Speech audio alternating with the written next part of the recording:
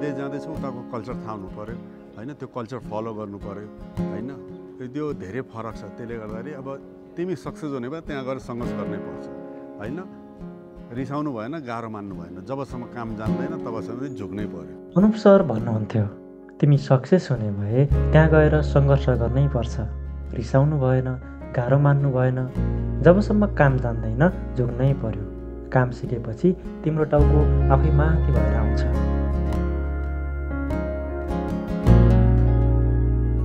काम सिकेपछि तिम्रो टाउको आफै माथि भएर आउँछ। जबसम्म काम जान्दैन ओके गाली गर्दा पनि रिसाउनु भएन हैन। चान्सेस धेरै छ अहिले, पहिला जस्तो होइन। अहिले तपाईँ विदेशी भयो भनेर त्यहाँ खालि कामै गर्ने म कामदार नै हो भने त्यो सोच चाहिँ हाम्रो त्यसबाट निकाल्नु। जुन हामीले लेख्छ नि केटाले कुल्ली कुल्ली भनेर, हानी कुल्ली हानी, अब कुल्ली होइन हैन। काम जहाँ पनि गर्नुपर्छ, चाहे तिमी नेपाल बस विदेशमा बस हैन। बरु कोरियामा गयो भने तिमीलाई अरू चान्सेस छ हैन। अब गएर तिमीहरू पढ्ने चान्सेस छ, भोलि गएर वहाँ बिजनेस गर हैन। मान्छेले रेस्टुरेन्ट गरिरहेछ, स्टोरहरू खोलिरहेछ, ग्लोबल भइसक्यो, यति सानो छ हैन। टाढै छैन कोरिया भनेको त्यो 10 घन्टामा आइपुग्छ यहाँ पैसा भयो भने हैन। अनि सिक्ने कुरा धेरै छ। अनि सिक्दा गरी रिसाउनु हुन्न। सबभन्दा मेन त्यहाँ गएर चाहिँ हेल्थ हो। तिमी हेल्दी भयो भने तिमी पछिसम्म काम गर्न सक्छौ हैन। त्यही मैले भन्छु 40 कटेसी रमावाला हिसाब अब हुँदैन। अब 60 वर्षसम्म हेल्दी हुनु पर्यो ताकि हैन पछिसम्म काम गर्न सक्नु पर्यो। हेल्थ कसरी आफ्नो के अरे मेन्टेन गर्ने कन्ट्रोल गर्ने त्यो तिमीहरूलाई थाहा छ, कसैले सिकाउनै पर्छ अहिले। आजको दिनसम्म त्यति बेला मसँगै भैँसेबाटीमा तालिम गर्नुभएको तपाईहरू सबैजना साथीहरू कोरिया पुगिसक्नु भएको होला। अनि के छ, अनुप सरले भने जस्तै तपाईहरूले सबै काम सिकिसक्नु भयो त?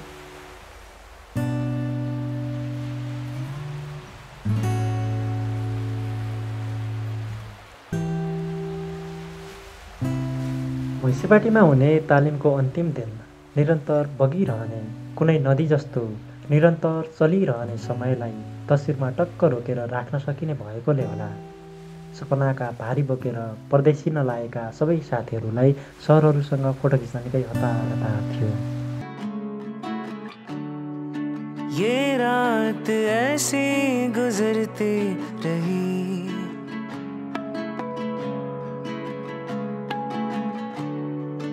तन्हाइयों में उलझती रही,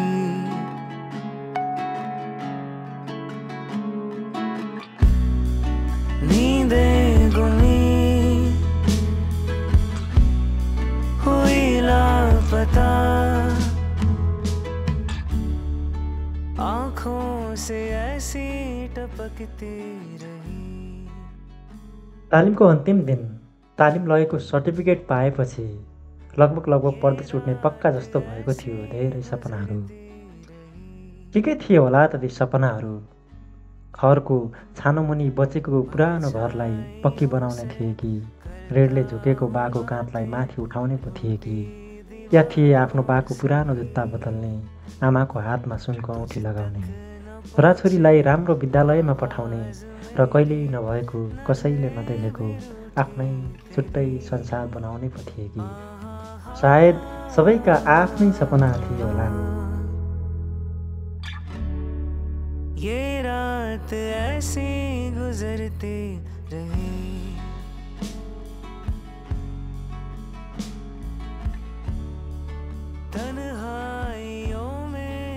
तालिमको अन्तिम दिन म बिहानैदेखि धेरै साथीहरूसँग कोरियन भाषा पढ्न सुरु गरेदेखि आजको दिनसम्म आइपुग्दाको अनुभवदेखि दुःख सुखका कुरा गर्दै थिएँ।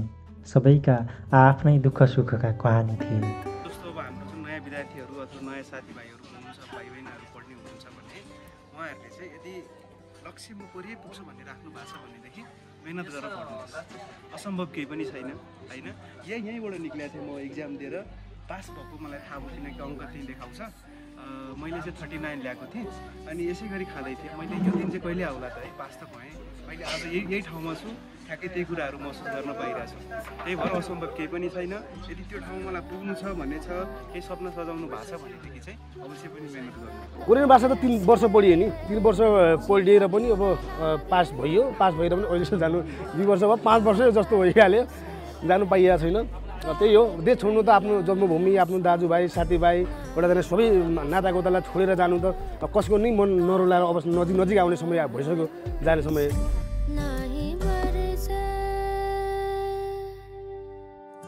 हाम्रो देशमा परदेशको भिजा लाग्दा खुसी हुनुपर्ने अवस्था कसरी आयो होला भनेर धेरै साथीहरूलाई सोधेँ। उत्तर फरक फरक थियो साथीहरूको।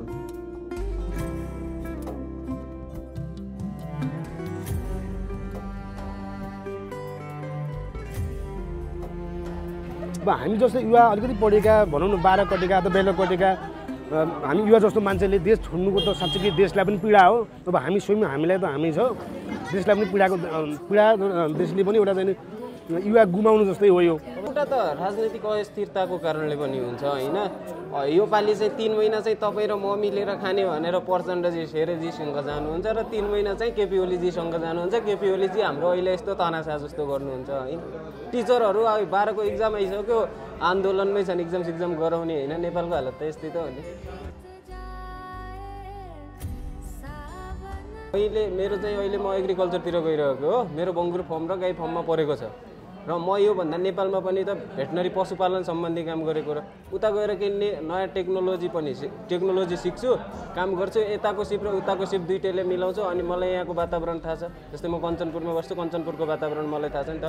कञ्चनपुरमा भैँसी पालन गर्दा एकदमै फाइदा छ, व्यवस्थित तरिकाले गर्न सकियो। कोरियन भाषा कसैले सेल्फ स्टडी गरेर पास गरेको हुँ भने पनि, कसैले 2-3 वर्ष लगाएर पास गरेँ भने पनि, तर सबैले धेरै समय पर्खिनु भनै परेको थियो। सबैलाई थाहा थियो पर्खिनुको पीडा कस्तो हुन्छ भनेर। म के भन्न चाहन्छु भने कोरियन भाषा पढ्न चाहनुहुन्छ भने पढ्नुहोस्, तर साइडमा आफ्नो केही जब गर्ने अरू पनि गरेर राख्नु पर्दा राम्रो होला कि। जस्तो यसकै पछाडि लागेर मान्छेले 6-7 वर्ष कसैको मान्छेको चाहिँ पासपोर्ट नि को डेट सकिसकेको छ कि सर।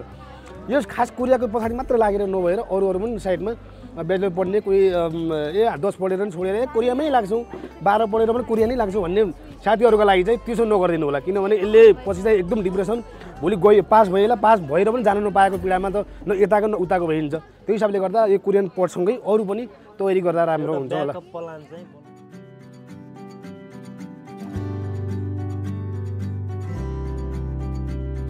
छोटी छोटी राहें मिलके कहीं दूर दूर मंजिल पर जाएगी। कभी छाँव छाँव कहीं धूप सताएगी। लंबी लंबी दूरी भी यूं ही चलते चलते कम होती जाएगी। कभी छाँव छाँव कहीं धूप सताएगी। सफर अनजाना सा है, रास्ता बेगाना सा है। हर मोड़ मोड़ पे कुछ नया सा है। हर मोड़ मोड़ पे कुछ नया सा है। सफर अनजाना सा है, रास्ता बेगाना। भिडियो हेर्दै यहाँसम्म आइपुग्नु भयो। यहाँहरूलाई भिडियो कस्तो लाग्यो? जस्तो लाग्यो त्यस्तै कमेन्ट गरिदिनुहोस् न है। अनि आज म पहिलोपटक यहाँहरूलाई एउटा प्रश्न गर्छु। प्रश्न सामान्य छ, यो प्रश्न पनि होइन भन्न पनि मिल्छ। प्रश्नको उत्तर सबैको सही हुनेछ। अब सबैको उत्तर सही हुने भनेपछि प्रश्न कस्तो होला भन्ने सोच्नु भएको छ होला यहाँले। म प्रश्न भन्नुभन्दा अगाडि एउटा कुरा भन्छु।